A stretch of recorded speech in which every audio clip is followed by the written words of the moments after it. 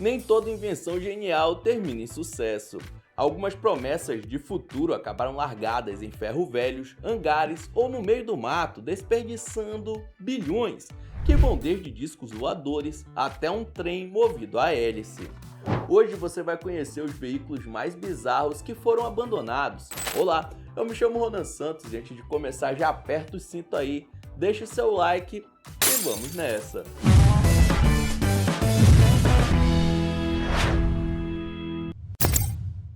Enquanto o mundo ainda sonhava com carros voadores, o Brasil já estava lá, na humildade, tentando colocar nas ruas um carro elétrico. Sim, você escutou certo.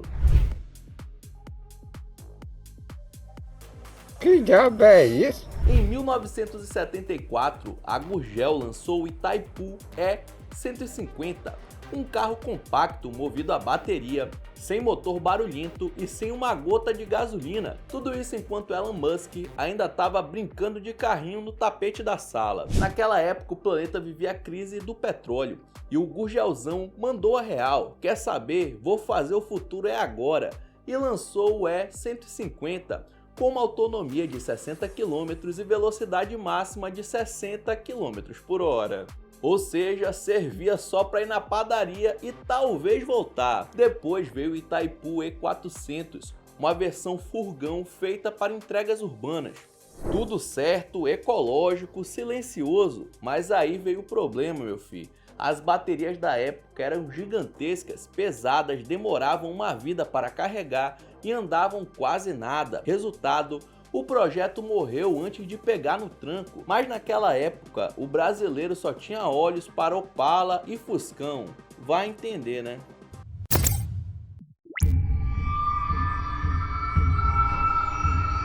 Na década de 1950, os engenheiros estavam tão obcecados com o futuro que começaram a confundir ficção científica com realidade. Foi aí que criaram o Avrocar, um veículo em forma de disco projetado para voar verticalmente como um helicóptero sem hélice. A ideia era ter um veículo militar que decolasse de qualquer lugar, voasse em baixa altitude e deixasse os inimigos confusos. Ué, isso é uma nave alienígena ou uma tampa de panela? Na teoria parecia genial, na prática o Avrocar mal conseguia sair do chão sem virar um peão descontrolado. Ele tremia, esquentava demais e era quase impossível de pilotar. A promessa de um disco voador funcional virou uma piada. Depois de muita frustração e milhões de dólares evaporados, o projeto foi abandonado discretamente. O Avrocar foi parar em museus como uma relíquia de uma era em que a tecnologia queria correr antes de aprender a andar. No fim das contas, ele não voou, só flutuou de uma maneira desengonçada, indo parar na gaveta, assim como vários outros projetos fracassados dos Estados Unidos. Você já ouviu falar do Handley Page Victor? Não, nunca nem vi. Parece nome de vilão de filme antigo, mas na real era um bombardeiro britânico gigantesco, criado nos anos 50 para levar bombas nucleares e meter medo na Guerra Fria. Só que, ironicamente, ele nunca bombardeou nada. O Victor era o terceiro da linhagem dos V-Bombers. Tinha um design futurista com asas em formato de meia-lua e motores embutidos. Parecia mais uma nave espacial do que um avião. Só que logo descobriram umas rachaduras na fuselagem. Sim, o bicho estava trincando antes mesmo de entrar em ação. E é claro que ninguém foi maluco de enviar bombas nucleares em um avião capenga, né? Então mudaram sua função, virou um avião tanque, tipo um posto de gasolina voador, reabastecendo caças no meio do céu. Fez isso direitinho por um tempo, inclusive em conflitos como a Guerra das Malvinas. Mas em 93 foi aposentado de vez, e o que fizeram com ele? Usaram o coitado para treino de bombeiro, deixando pegar fogo, e aí virou carcaça queimada. Um fim bem trágico para quem nasceu para ser o terror do mundo. Um avião que nunca explodiu nada, mas acabou sendo explodido. Descanse em paz, bravo guerreiro.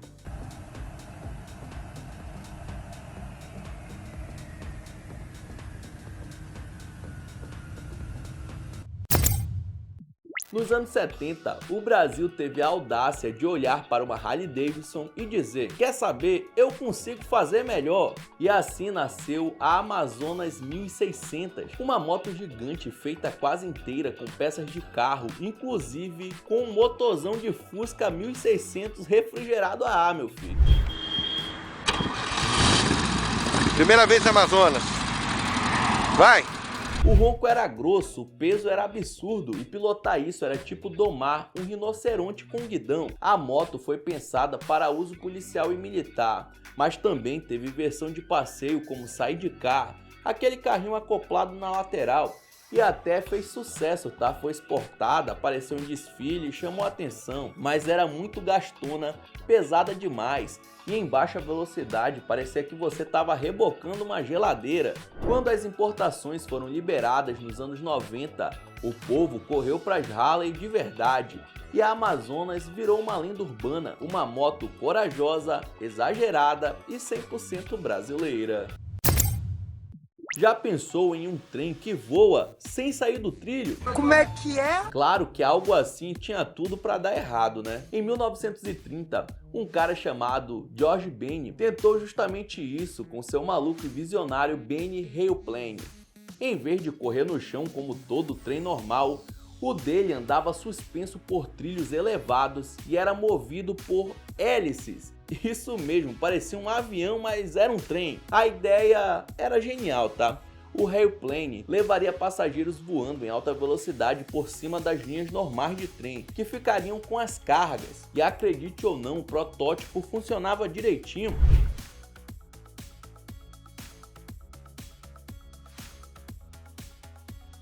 Ele realmente deslizou nos trilhos suspensos na Escócia, impressionando todo mundo. O problema foi o dinheiro. Ninguém quis investir no projeto, nem governo, nem empresas. E sem grana, o sonho de Benny literalmente desmoronou. A estrutura foi desmontada, vendida como sucata. E o trem do futuro virou só uma nota de rodapé da história. Imagina só se tivesse dado certo. Hoje a gente podia estar voando em trens de hélice por aí, né? Em vez de ficar preso no trânsito. Você já ouviu falar de um veículo que não era um avião, nem um barco, só uma aberração soviética com asas? Pois é, te apresento o Unclass, também conhecido como o monstro do Mar Cáspio.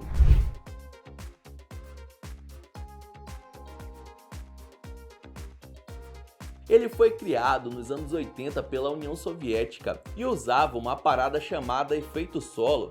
Basicamente, quando uma aeronave voa bem rente ao chão, ou no caso a água, ela cria um colchão de ar entre as asas e a superfície, o que dá sustentação e permite voar a poucos metros de altura, tipo uns 4 ou 5. É como se ficasse surfando no ar, sabe? Ou seja, ele voava, mas só se fosse pertinho d'água e em linha reta, o que era péssimo para um trambolho tão caro. Só fizeram um exemplar. E depois que a União Soviética desmoronou, largaram o bicho encalhado em uma praia em Derbent.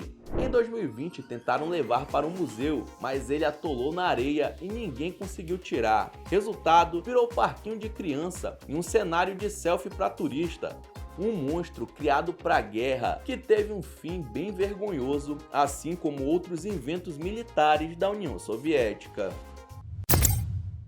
No meio da Alemanha, existe uma geringonça gigante com cara de vilão de Power Rangers abandonada num pasto, conhecida como Blue Wonder. Essa escavadeira com rodas de balde giratórios foi criada nos anos 60 para mineração pesada.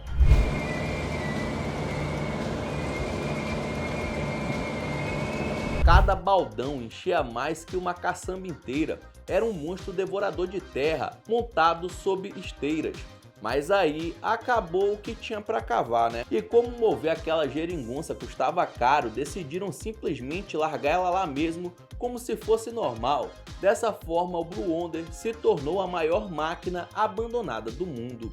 Hoje enferrujada e gigantesca, ela parece mais uma criatura alienígena adormecida. E olha, se um Decepticon resolve se apoderar dessa geringonça, nem o Optimus Prime dá conta, hein? Apesar disso, Blue Wonder virou ponto turístico, sendo uma mistura de Mad Max com Parque Radical, uma escavadeira criada para devorar a Terra e que agora está sendo devorada por ela. Em 1986, o McDonald's teve uma ideia genial, um restaurante flutuante em cima de uma barca gigante, criado para o evento mundial Expo 86 no Canadá. Bonitão, moderno, custou o equivalente a 26 milhões de dólares de hoje, mas depois do evento ninguém quis ir até lá. Além disso, era caro de manter, difícil de mover e simplesmente não fazia sentido. Vender Big Mac no alto mar não pegou. A McBarge ficou jogada por mais de 30 anos, com o interior virando cenário de filme de terror, grafite, sujeira, móveis quebrados e até mesmo o resto de estoque abandonado. O lugar que um dia vendeu batata frita virou lar de rato e pichador. E o mais bizarro, muita gente nem sabia que isso existiu de verdade, mas também, que ideia de jirico, hein? Sabe aquele sonho de infância de ter o próprio Batmóvel? Pois é, tem gente que levou isso literalmente a sério. Em 2010, dois carros idênticos ao Batmóvel do Michael Keaton, aquele clássico dos anos 90, foram encontrados em um ferro velho e não eram restos do filme, tá? Eram réplicas perfeitas, feitas por fãs tão obcecados que montaram seus próprios Batmóveis com kits de montagem. Só que o amor pelo Batman esfriou e os carros ficaram parados, e lá foram eles descartados como se fossem uma Brasília velha. Mas aí vem a reviravolta. Em 2019, uma dessas réplicas funcionais foi colocada à venda por 680 mil dólares. Eu não acredito no que eu ouvi. Isso mesmo, o que antes parecia só uma lata velha virou uma relíquia de luxo. Agora imagina o arrependimento do cara que largou seu carro de herói por aí, ao descobrir que o ex-Batmóvel dele podia valer mais que um apartamento no centro de Nova York. Moral da história, nunca subestime o poder da nostalgia nerd.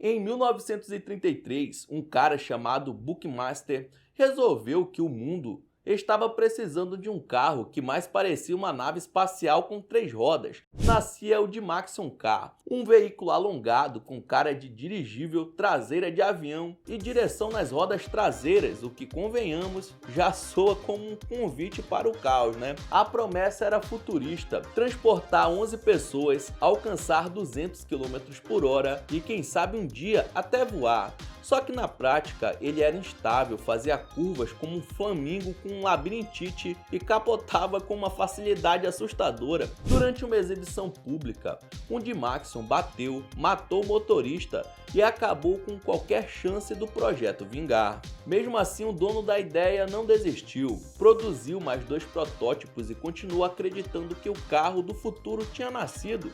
O problema é que o mundo não estava pronto para um veículo que parecia precisar de carteira de piloto em vez de habilitação. Hoje o Dymaxion é lembrado como um ícone do futuro que deu errado, bizarro por fora, confuso por dentro e totalmente impraticável. Mas pelo menos ele tentou ser algo além de 4 rodas e um volante. Em 1947, os Estados Unidos olhou para o céu e pensou: e se o carro também voasse? Foi aí que nasceu o Convair Model 118, o famoso carro voador, que parecia ter saído direto de um desenho dos Jetsons. A ideia era simples, pelo menos no papel, né? Um carro normal com asas removíveis e uma hélice gigante nas costas. Você dirigiria até o aeroporto, encaixava o avião no teto e decolava sem problemas. Olha só que maravilha! Que viagem é essa, véi? E funcionou, tá? Quer dizer, por uns minutos. Durante um voo de teste, o piloto achou que o tanque estava cheio. Spoiler, não estava. O motor apagou no ar, o carro caiu e ficou parecendo uma lata de sardinha amassada. Milagre que o piloto saiu só com alguns arranhões. O projeto foi imediatamente engavetado e o mundo aprendeu uma lição importante. Carro é carro e avião é avião. O Convair 118 virou símbolo do otimismo exagerado dos anos 40. Tinha tudo para ser revolucionário, mas acabou sendo só mais uma ideia que foi pro saco. Literalmente essa ideia aí não decolou. Então é isso, muito obrigado por ter assistido até o final. Não esqueça de deixar seu like e se inscrever no canal. E aí na sua tela tem os últimos vídeos lançados pelo Almanac X que estão sensacionais. Vejam depois do outro que você dá uma força. Então é isso, até a próxima.